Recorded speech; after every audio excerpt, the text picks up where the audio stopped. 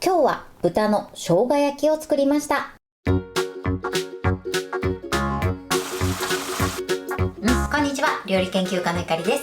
このチャンネルはいろんな料理のレシピ、そして役立つ情報をご紹介していくチャンネルです。ぜひチャンネル登録して楽しんでみてください。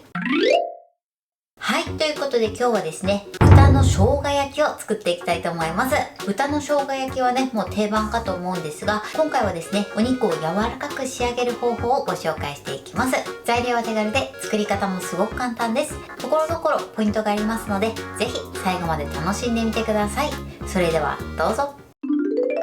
それではまずはじめに味付け調味料以外の材料をご紹介します。材料はこちらです。豚バラの薄切り肉、玉ねぎ、生姜、ニンニク、お酒、そして焼くときにサラダ油を使います。まずですね、豚肉なんですが、今回は豚バラの薄切り肉を使います。豚バラの薄切り肉は脂身が結構多いので、お肉が柔らかく仕上がりやすくなります。ただね、ちょっと脂身が苦手だなという場合は、ロースを使っていただいても OK です。お好みの部位のものを使って作ってみてください。ただね、あんまり赤身系が多すぎると硬くなりやすいので、赤身系のお肉を使う場合は、できるだけ薄切り肉を使うようにしてください。そうするとね、硬くなりにくくなります。そして今回豚肉以外に玉ねぎも入れていきます。あとは生姜ですね。こちら生の生姜を使っていきます。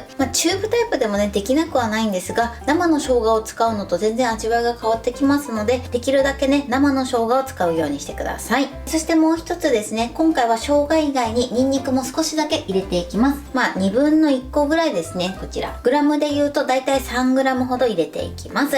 もしね、ニンニクを控えたい場合や、あとはお弁当とかに使う場合は、このニンニクは抜いていただいて OK です。あとはお酒ですね。こちらは料理酒ではなくて清酒を使うようにしてください。それでは続いて味付けの調味料の材料をご紹介します。材料はこちらです。お醤油、みりん、お酒、お砂糖、蜂蜜、こちらの材料を使って作っていきます。まずこちらに使うお酒もですね、こちらは清酒を使います。そして甘みなんですが、お砂糖にプラス蜂蜜を加えます。蜂蜜のコクが加わることでとても味わい深い美味しい生姜焼きに仕上がります。ただ蜂蜜が食べれない場合は、こちらはお砂糖で代用してください。ということで早速作っていきたいと思います。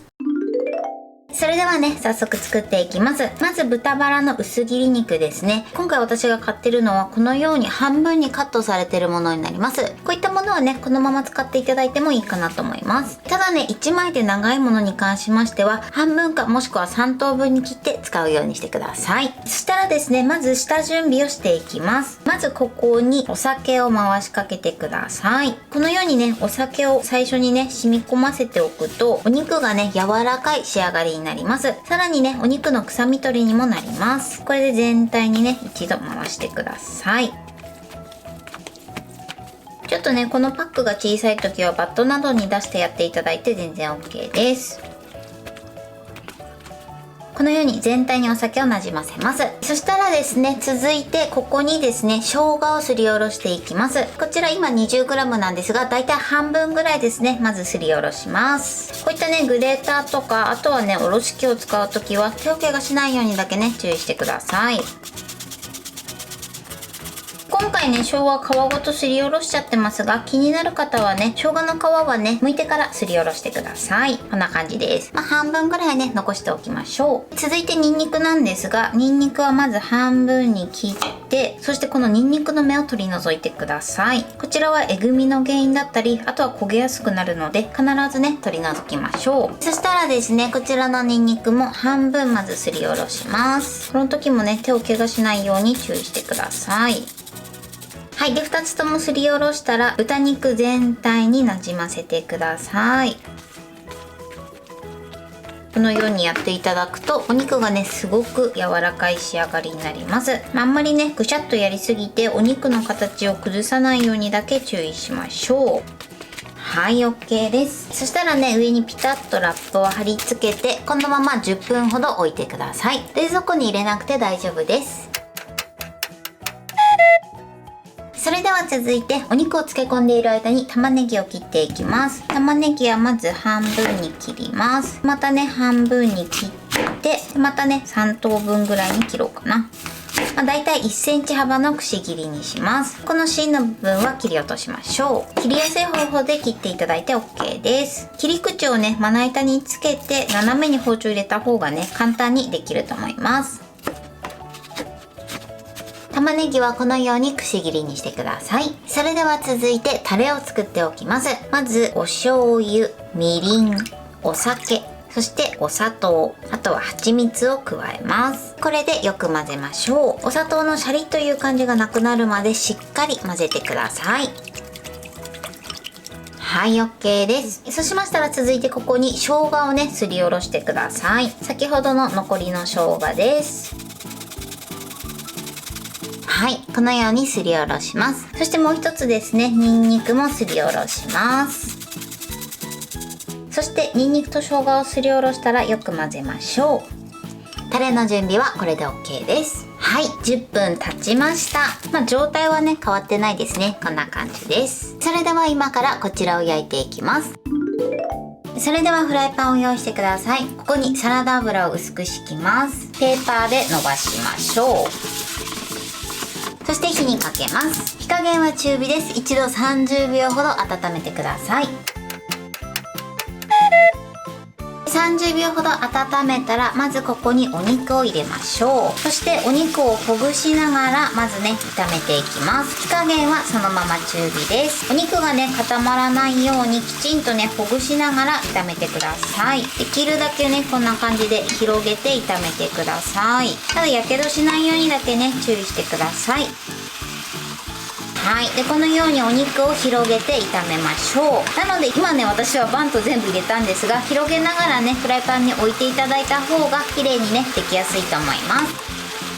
だいたい6割からまず7割ぐらい火を通してください。そしたらここに玉ねぎを入れます。玉ねぎも一緒に炒めていきましょう。玉ねぎをね、お肉の隙間に入れながら炒めていきます。火加減はね、そのまま中火で OK です。ちょっとね、玉ねぎもほぐしながらね、炒めましょう。